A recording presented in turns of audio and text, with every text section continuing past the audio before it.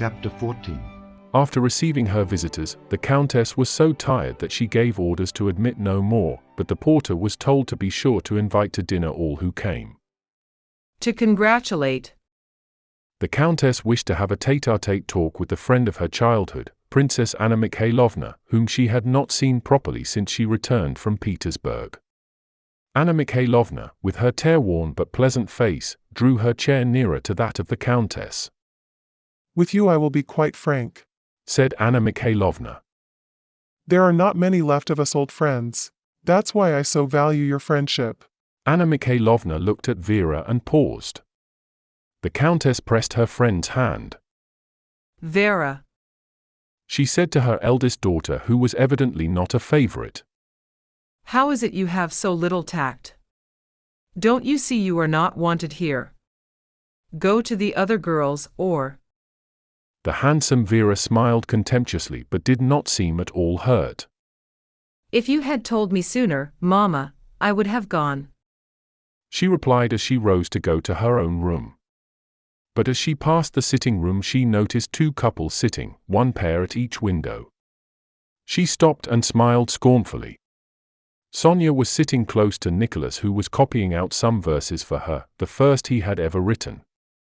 Boris and Natasha were at the other window and ceased talking when Vera entered. Sonia and Natasha looked at Vera with guilty, happy faces. It was pleasant and touching to see these little girls in love, but apparently the sight of them roused no pleasant feeling in Vera. How often have I asked you not to take my things? She said. You have a room of your own. And she took the inkstand from Nicholas. In a minute, he said, dipping his pen. You always manage to do things at the wrong time, continued Vera. You came rushing into the drawing room so that everyone felt ashamed of you. Though what she said was quite just, perhaps for that very reason no one replied, and the four simply looked at one another. She lingered in the room with the inkstand in her hand. And at your age, what secrets can there be between Natasha and Boris, or between you two? It's all nonsense. Now, Vera, what does it matter to you? Said Natasha in defense, speaking very gently. She seemed that day to be more than ever kind and affectionate to everyone. Very silly, said Vera. I am ashamed of you. Secrets indeed. All have secrets of their own, answered Natasha, getting warmer. We don't interfere with you and Berg. I should think not, said Vera. Because there can never be anything wrong in my behavior. But I'll just tell Mama how you are behaving with Boris. Natalia Ilyinivna behaves very well to me, remarked Boris. I have nothing to complain of. Don't, Boris. You are such a diplomat that it is really tiresome, said Natasha in a mortified voice that trembled slightly. She used the word diplomat, which was just then much in vogue among the children, in the special sense they attached to it. Why does she bother me? And she added, turning to Vera. You'll never understand it because you've never loved anyone. You have no heart. You are a Madame de Genlis and nothing more. This nickname, bestowed on Vera by Nicholas, was considered very stinging. And your greatest pleasure is to be unpleasant to people. Go and flirt with Berg as much as you please. She finished quickly. I shall at any rate not run after a young man before visitors. Well, now you've done what you wanted, put in Nicholas. Said unpleasant things to everyone and upset them. Let's go to the nursery. All four, like a flock of scared birds, got up and left the room. The unpleasant things were said to me, remarked Vera. I said none to anyone. Madame de Genlis. Madame de Genlis.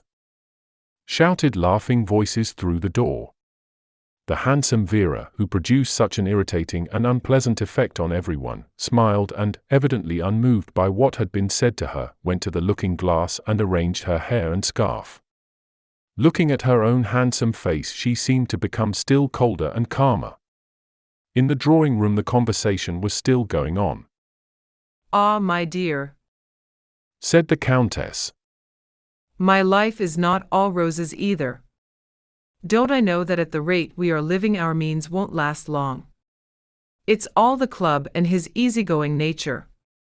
Even in the country do we get any rest? Theatricals, hunting, and heaven knows what besides. But don't let's talk about me, tell me how you managed everything. I often wonder at you, Annette, how at your age you can rush off alone in a carriage to Moscow, to Petersburg, to those ministers and great people, and know how to deal with them all.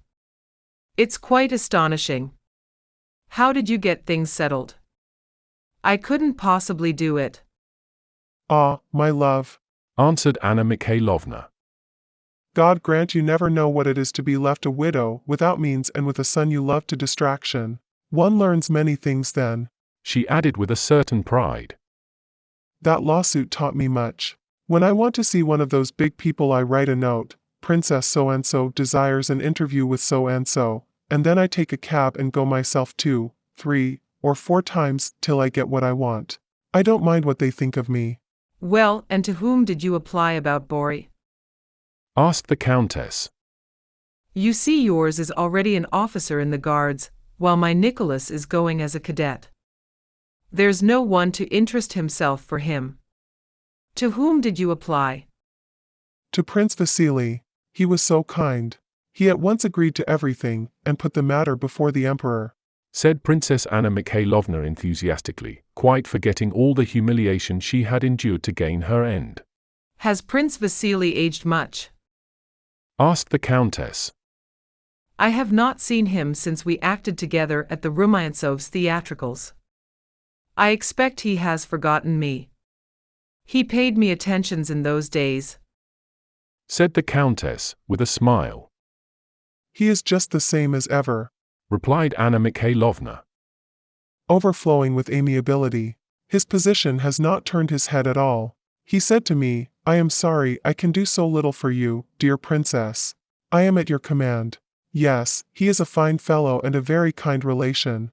But, Natalie, you know my love for my son, I would do anything for his happiness. And my affairs are in such a bad way that my position is now a terrible one. Continued Anna Mikhailovna, sadly, dropping her voice. My wretched lawsuit takes all I have and makes no progress. Would you believe it? I have literally not a penny and don't know how to equip Boris. She took out her handkerchief and began to cry. I need 500 rubles, and have only one 25-ruble note. I am in such a state. My only hope now is in Count Cyril Vladimirovich Bezukov. If he will not assist his godson, you know he is Boris' godfather, and allow him something for his maintenance, all my trouble will have been thrown away. I shall not be able to equip him. The Countess' eyes filled with tears and she pondered in silence. I often think, though, perhaps it's a sin. Said the princess. That here lives Count Cyril Vladimirovich Bezukov so rich, all alone, that tremendous fortune, and what is his life worth? It's a burden to him, and Boris' life is only just beginning. Surely he will leave something to Boris. Said the Countess. Heaven only knows, my dear. These rich grandees are so selfish. Still, I will take Boris and go to see him at once, and I shall speak to him straight out. Let people think what they will of me, it's really all the same to me when my son's fate is at stake. The princess rose. It's now 2 o'clock and you dine at 4. There will just be time. And like a practical Petersburg lady who knows how to make the most of time, Anna Mikhailovna sent someone to call her son, and went into the anteroom with him. Goodbye, my dear, said she to the Countess, who saw her to the door, and added in a whisper so that her son should not hear. Wish me good luck. Are you going to Count Cyril Vladimirovich, my dear? Said the Count, coming out from the dining hall into the anteroom, and he added, if he is better, ask Pierre to dine with us. He has been to the house, you know, and danced with the children. Be sure to invite him, my dear. We will see how Taras distinguishes himself today. He says Count Orlov never gave such a dinner as ours will be.